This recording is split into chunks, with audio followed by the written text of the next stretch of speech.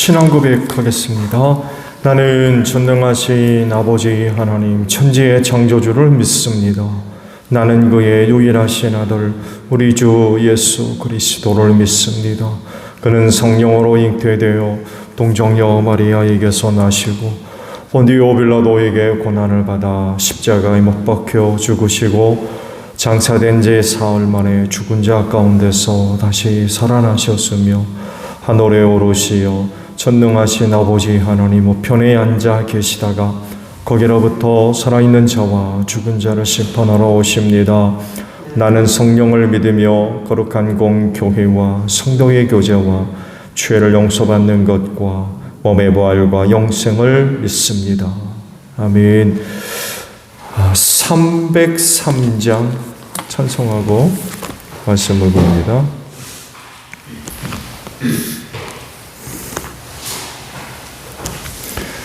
찬송가 303장입니다.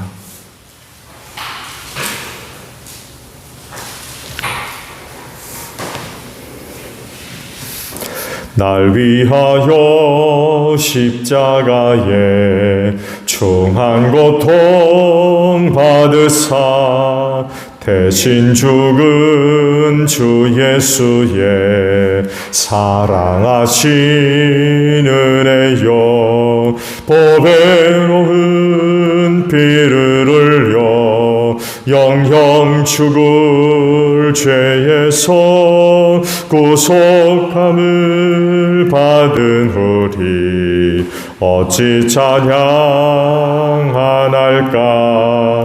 예수 안에 있는 우리 한량없이 즐겁고 주 성령의 위로함이 마음속에 차도다. 전국 음악 소리 같은 은혜로운 그 말씀 끊임없이 듣는 우리 어찌 찬양 안 할까. 이 세상의 모진 풍파 쉬지 않고 불어도 주님 안에 보호받는 우리 마음 편하다. 늘 깨어서 기도하고 저 천국을 바라며 주님만을 기다리니 어찌 찬양 안 할까. 말씀을 봅니다. 고린도전서 15장 50절로 마지막 절이에요. 고린도전서 15장 50절로 마지막 절입니다. 형제 자매 여러분, 내가 말하려는 것은 이겁니다. 살과 피는 하나님 나라를 유산으로 받을 수 없고 썩을 것은 썩지 않을 것을 유산으로 받지 못합니다. 보십시오. 내가 여러분에게 비밀을 하나 말씀드리겠습니다.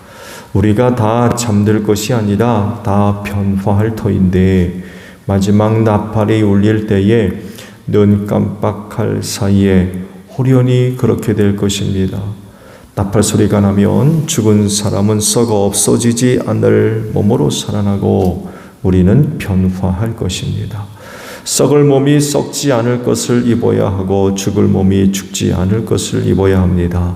썩을 이 몸이 썩지 않을 것을 입고 죽을 이 몸이 죽지 않을 것을 입을 그때에 이렇게 기록한 성경 말씀이 이루어질 것입니다. 죽음을 삼키고서 승리를 얻었다. 죽음아 너의 승리가 어디 있느냐. 죽음아 너의 독침이 어디 있느냐. 죽음의 독침은 죄요 죄의 권세는 율법입니다. 그러나 우리 주 예수 그리스도를 통하여 우리에게 승리를 주시는 하나님께 우리는 감사를 드립니다. 그러므로 나의 사랑하는 형제 자매 여러분, 굳게 서서 흔들리지 말고 주님의 일을 더욱 많이 하십시오. 여러분이 아는 대로 여러분의 수고가 주님 안에서 헛되지 않습니다. 아멘. 오늘은요, 51절에 있는 말씀, 51절 상반절에 있는 말씀을 나눕니다. 보십시오. 내가 여러분에게 비밀을 하나 말씀드리겠습니다. 라는 말씀입니다. 비밀에 관한 말씀이에요. 비밀하게 되면 누구에게나 알려진 것을 비밀이라고 할 수 없죠. 그것은 감추어진 것입니다. 그래서 알려지지를 않았어요. 안다면 극소수의 사람들만이 아는 거겠죠.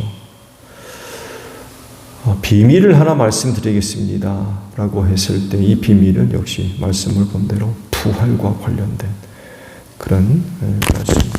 부활이 언제 일어날 거냐? 부활이 언제 일어날 거냐? 다 잠들 것이 아니라 변화될 거다. 이런 말씀을 하십니다. 그렇지만 모든 사람들이 다 그렇게 되는 건 아니겠죠. 잠든 사람이 깨어나고 또 살아있는 자들은 변화될 텐데 다 그렇게 되지 않습니다. 이런 은혜를 받을 수 있는 사람들은 오직 예수 그리스도를 믿는 사람들이겠죠. 언제 일이 이룰 거냐? 라고 할 때 마지막 나팔이 울릴 때 이런 일들이 일어날 것이라고 하십니다. 주님 오시는 날이죠. 주님 오시는 그날 큰 나팔 소리가 있을 것이라고 말씀을 하셨고 예수께서 자기를 믿는 자들의 구원을 위해서 재림에서 다시 오시는 그런 재림 사건 때에 부활 사건이 있을 것이라고 말씀을 하십니다. 이때 변화하는 사건이 일어나는데 눈 깜빡할 사이에 이 일이 있을 거라고 그러죠. 서서히 오랜 시간을 두고 이런 일이 있는 게 아니라 순간적으로 이런 일들이 있을 것이라고 말씀을 하세요. 호련히 그러니까 누구도 뜻하지 않게 변화되는 거죠. 내가 변화돼야지 해서 의도적으로 변화되는 것이 아니라 의도치 않게 변화되는 그런 사건이 있을 것이라고 말씀을 합니다. 죽었던 사람은 썩어 없어지지 않을 몸으로 살아난다. 또 살아있는 사람들은 그런 몸의 변화가 있을 것이라고 말씀을 하고 계십니다. 이건 약속이기 때문에 반드시 그런 일들이 일어나게 될 것입니다. 근데 그럼에도 불구하고 이런 사건들이 알려지지 않았다는 거죠. 비밀이라고 그러죠. 비밀, 숨겨져 있는 거죠. 그래서 누구나가 쉽게 알 수 있는 내용들이 아닙니다. 이 비밀을 알려면 예수 믿어야 돼요. 예수 믿는 자들에게 숨겨져 있는 비밀이 이제 알려지는 거죠. 예수 믿어야 비로소 비밀에 감추어졌던 것들을 이제 알 수가 있는 거죠.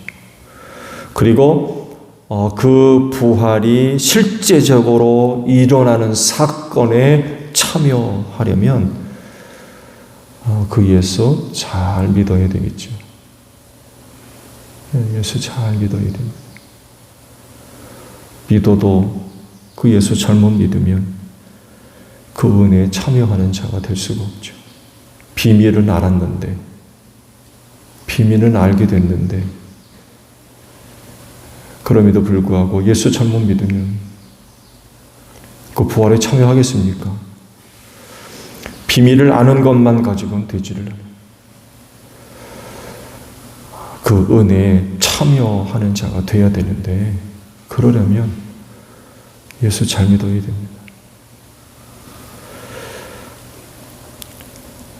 그리스도인은 누구에게나 알려지지 않고 또 꼭꼭 숨겨진 비밀을 아는 사람입니다.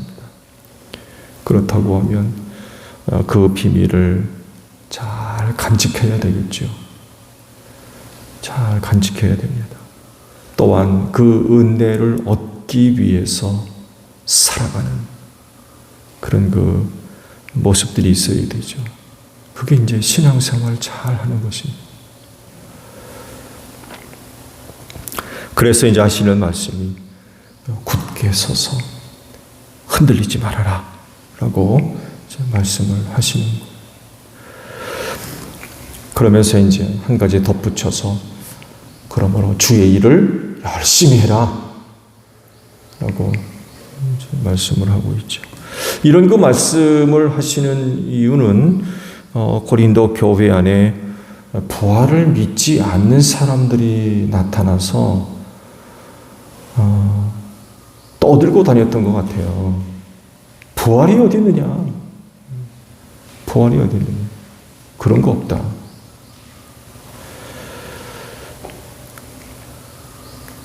그러다 보니까 그 신앙생활하는 사람들 가운데 흔들리는 사람들, 그러니까 신앙생활의 위기를 맞이한 그런 사람들이 이제 나타나게 된 거죠. 부활을 믿지 않는 사람들이 주장하고 다니는 그 어떤 사람들의 말 때문에 또 다른 사람들, 결국 믿음이 약한 자들이죠. 흔들려가지고 교회를 계속 다녀야 되냐 말아야 되느냐 그런 그 일들이 일어난 것 같아요.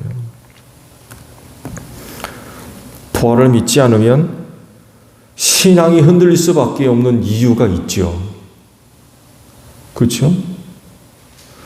부활을 믿지 않으면 예수의 부활도 믿지 않는 거잖아요. 예수께서 부활하셨다고 증거됐는데 부활을 믿지 않으면 그 예수를 안 믿는 거죠. 뿐만 아니라 이렇게 되면 십자가의 속죄 사역도 부정하게 되는 것이 되죠. 이렇게 되면 더 나아가서 하나님의 구속사 전체를 부정하는 이런 그 일들이 되고 말죠. 신앙생활 유지하겠습니까? 그렇게 해가지고 신앙생활 불가능하게 되는 거죠.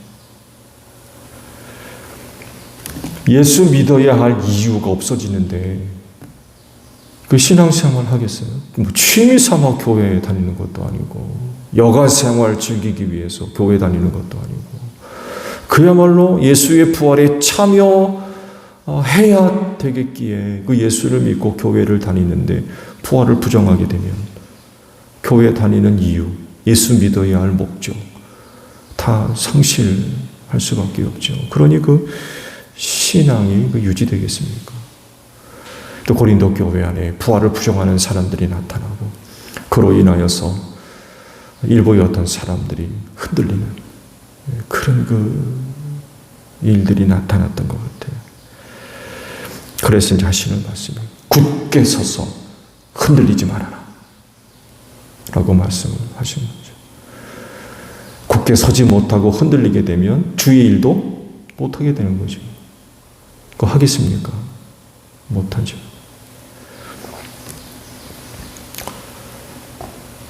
부활을 믿으시는 줄로 믿습니다. 부활을 믿지 못하면 신앙생활의 이유와 목적을 상실할 수밖에 없어요. 굳이 교회 다닐 이유가 어디 있습니까? 그렇잖아요. 부활을 믿지 않는다고 그러면 굳이 예수 믿고 교회 다닐 필요가 어디 있어요? 딴 종교 가는 게 낫지. 그러나 그럼에도 불구하고 예수를 믿고 또 그분의 부활을 믿는 건 예수에게만 있기 때문에 그렇습니다. 예수를 믿지 않으면 그 부활, 내 부활이 될 수 없어요.